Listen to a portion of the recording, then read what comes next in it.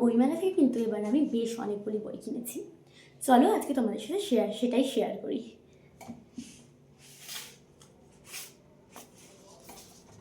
আজ আমি এই 3টি বই তোমাদের দেখাবো। এই বইগুলি সবকটাই শিশু সাহিত্য সংসদ থেকে কেনা।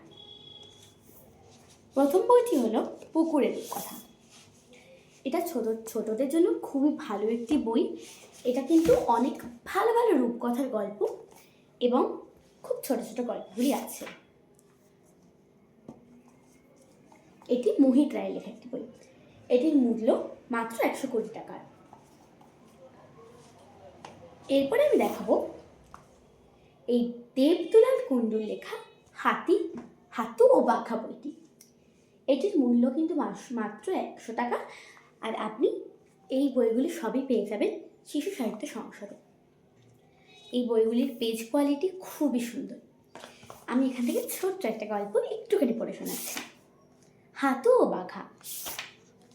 নদীর ধারে জঙ্গলের মধ্যে হাতুর সঙ্গে বাঘার হঠাৎ দেখা হয়।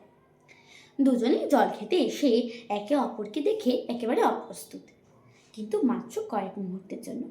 তারপরেই হাতির বিহঙ্গন আর বাঘার হুঙ্কারে কেঁপে উঠল জঙ্গল। সবাই আমাকে জঙ্গলের রাজা বলে জানে, তাই জঙ্গলে থাকতে হলে আমার কাছে মাথা নত করতে হবে, গর্জে উঠল বাঘা। শোন রে মাংস খেকো, এই জঙ্গল তোর হলো কি করে? আমারও এখানকার আদি বাসিন্দা, এই জঙ্গলে আমাদেরও অধিকার আছে, সুর নাচিয়ে বলল হাতু।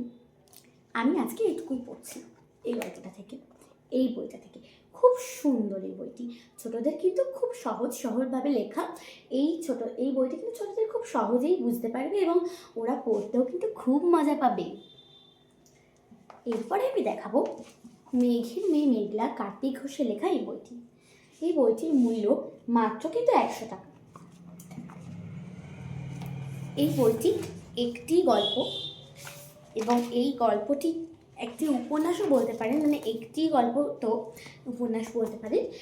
কিন্তু এই বইটি কিন্তু খুব পাতলা এবং ছোটদের কিন্তু খুব মজা হবে পড়তে।